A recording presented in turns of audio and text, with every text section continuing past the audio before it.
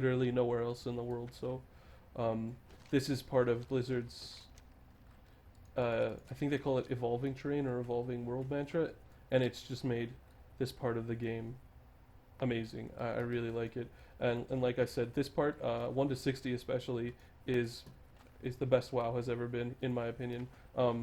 Having to do all of this amazing stuff, and I mean, play all these things, you know, and he's wearing a helm of might, eh? They still love that helm model. Well, maybe it's not. It's just his beard. You play through all this awesome content, and then, you know, and then you head smack dab into, look at this guy. Forstetten. I think he looks pretty cool. And he's like pulling a cart. I think we ride on this cart, but I'm not sure. Or maybe we can ride on this cart? Yeah, we can ride on this cart. So I'll hop off, because we don't need to actually be there yet. So now we get introduced to... Why are flowers growing at my feet? Now we get introduced to the war that is happening between the Worgen and the Undead in a contest for territory. And the Worgen, I think, are just so sweet. I really like them. I've wanted to play a Worgen ever since I first did this zone. And then my dream finally came true, and I was so burnt out of WoW that I didn't want to play WoW anymore. Anyway, so we'll get to see some really great richness of storyline and narrative, which not only it didn't exist before. Oh, I guess Doomweed gives us a blessing? That's kind of cool. So we need these bears, we need to kill a Worgen, and we need to pick up those Doomweeds. And the Doomweed actually gives us a buff, which is nice. It's always nice to kill things faster. And here we go, another Silver Elite. This is one of the reasons why I like playing late at night. I don't know if he'll drop anything with WoW, but I mean, we should kill him. He's gonna jump around, we're just gonna rush him down, because we're awesome. Imbued Disciples, yeah, and this our second intelligence item from a Silver Mob. We're really lucky.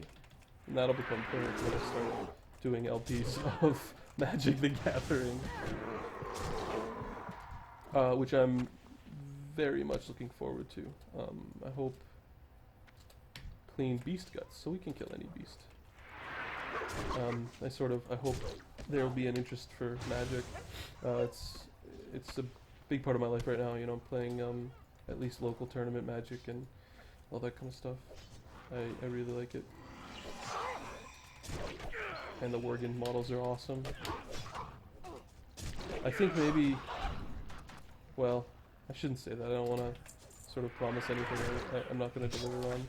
But if I can get my account reactivated, then it's possible. Maybe I'll start another playthrough with the Worgen, just to show their starting area and their quest and how it starts.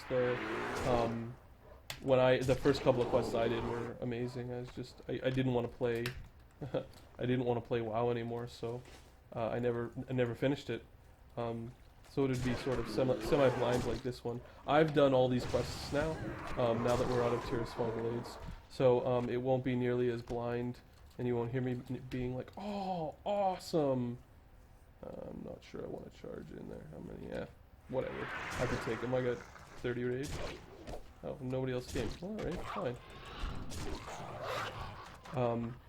I won't have the same reaction. Although this portion of the game, this sort of area of the game, is definitely my favorite. It's my favorite zone. I really love how it looks. It has my favorite dungeon in it, which I'll show you the entrance of.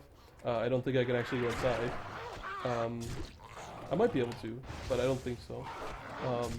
And if I can, I'll show you the sort of the entranceway and what the WoW dungeon looks like. And I should be able to give you a pretty good interpretation, if I can enter it, of what the difference between these monsters are, which are really meant to be killed by the player playing by themselves, and what it's like to have to actually be in a group and, you know, sort of when you have a job and something you're supposed to be doing and expected behavior and things like that. Now, not everybody has the idea that they should be performing well in a group. Some people have no problem being what we call being carried.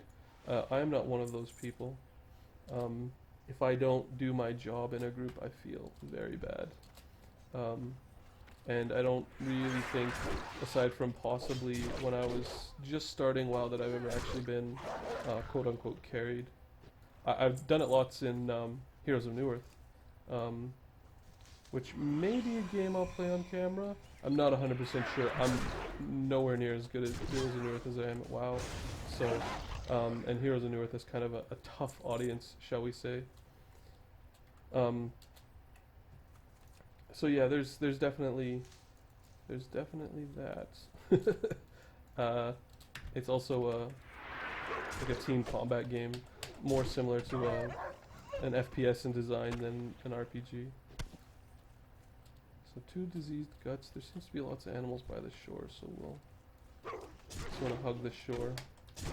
And if you guys notice, I'm basically never going below 90% health, and that's just a function of, you know, getting my talents. And if we look at our defenses here now, we have a 5% chance to block, which is irrelevant because we don't have a shield.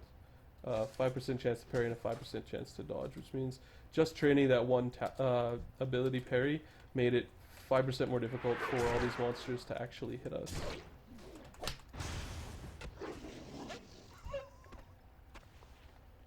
And I believe at 2 levels we'll pick up Heroic Strike, and then we'll just be a meat grinder.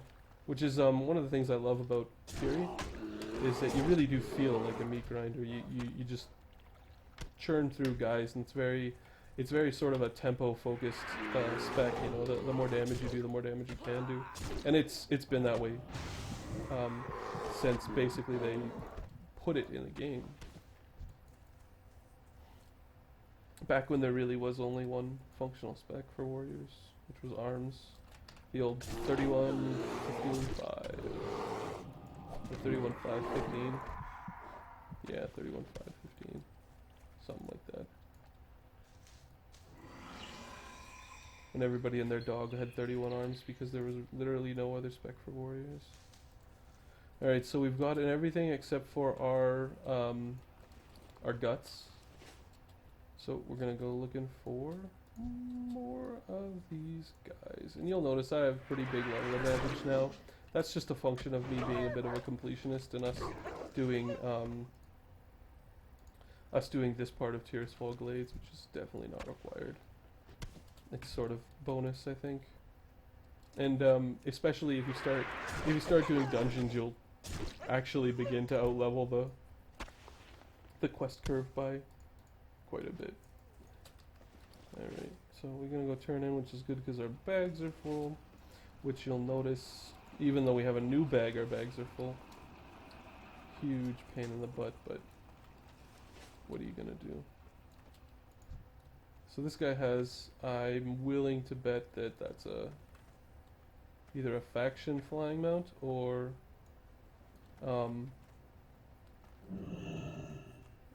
more likely a purchased flying mount. So we're starting to get more green gear, and I think, let's see here, 1 agility, hey? Versus 1 stamina. Nubbly. Nub wand. Nubbish cloak. Yeah, that's not enough crit to make me want to do that. Oh, our inventory's full. So let's go find a vendor who will take our garbage. The Bat Flight Master, if I didn't already talk about that, I think I might have. I like this ability because later on you can use it to jump around and really travel over a large area. We can't do that. Now I think for simplicity's sake, since we've hit Silver Pine, and I still don't believe I have enough bag slots, I think I'm just going to buy 2 small brown pouches just to give us the extra 12 slots. So that we have sort of a full complement of bags now. That'll just make looting a bit easier, which is good. We'll probably level from turning these. There we go. All right, we'll take the Nubbly Bracers, even though normally I just wouldn't pick up a stamina item. I'm gonna pick up Battle Trance. It might become relevant in this playthrough. I'm not 100% sure. Probably not, to be honest. So we've got our piece of green gear, and I'm gonna go ahead as soon as I've turned in these two quests and just take a minute to talk about the different statistics and what it means for a warrior, and just do sort of like a quick and dirty of what I think the warrior wants to be doing. The Apothecarian Society is usually up to no good. So there's a spear. Polearm is just another class of weapons. And crap and crap. Embrace It's great that they give us quest rewards we can't use. Okay, so the statistics in the game. The most important statistic to any damage warrior is going to be strength. The reason it's going to be strength is because warriors gain 2 attack power per point of strength, and it's the highest damage increasing statistic there is for a warrior. Oh, excuse me. Strength is always good. You always want more of it. You could never get enough. If there was an item that had 1,000 strength on it, but no stamina and no other stats, it would still be better than anything else you could get. It's pretty much great. It has implications for every warrior. For the tanking warrior, strength increases your chance to parry, and your attack power. Higher attack power leads to higher threat, which means monsters focus on you easier. Strength is great. Every warrior should have lots of it. You can never get enough. When you get to the point in the game where you're socketing items for the Diablo Fens, you want to probably be socketing strength. I know I would socket strength. Oh, excuse me. Sorry. Agility is sort of a secondary stat for warriors. I'm not a huge fan of agility because it really doesn't do that much. It increases your chance to critical strike, and agility does scale with stat increasing buffs. The downside of agility, of course, is that it gives warriors no attack power. It just increases your critical hit chance. It does some other things which can be valid. Oh, sorry, another yawn. Oh, my brain needs oxygen. I gotta actually start breathing here. So, agility does some other nice things. It increases your chance to dodge attacks, which is relevant. For the tanking warrior, agility is a pretty decent stat because critical hits actually really improve threat quite a bit by doubling the amount of threat any ability that does damage generates. And most of the abilities you use for threat can critical. So agility is pretty decent for tanking, but not that great for fury. Unfortunately, agility doesn't affect anything other than your chance to crit for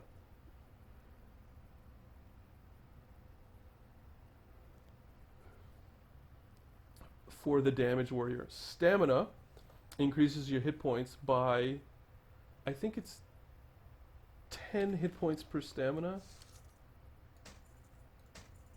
Yeah, it's 10 HP per stamina. I'm pretty sure that item stays the way it is. So if you look at a piece of gear that has stamina on it, like for example our Nubbly Bracers, that's just basically saying 10 hit points. Stamina is the core item for all tanks. It's really, really good. It never gets old. In the new Vo tanking situation, it's not nearly as good as it used to be. Back in the Burning Crusade and Wrath of the Lich King, we used to pretty much just take stamina on our items and sort of ignore our other statistics. But for a damage warrior, stamina really doesn't do anything. Holy crap. Sorry guys, I guess I must have worked out really hard at the gym. And you can see in the stat summary area, that's Ratings Buster. I'm going to make a video that teaches you how to install and set up every single mod that I'm using. It'll be at the end of this, not this video series, but it'll be at the end of this Let's Play, and its explicit goal will be basically getting your GUI to look like mine, and it'll be one video series. It'll cover all of that, so you don't have to worry about that for now. So there's 2 stats that don't matter to us, intellect and spirit. And you can see right here, it says provides no benefit to your class, provides no benefit to your class. Casters gain mana and spell power from intelligence and mana regeneration from spirit. And some casters get scaling mechanisms to increase their spell damage based on spirit. But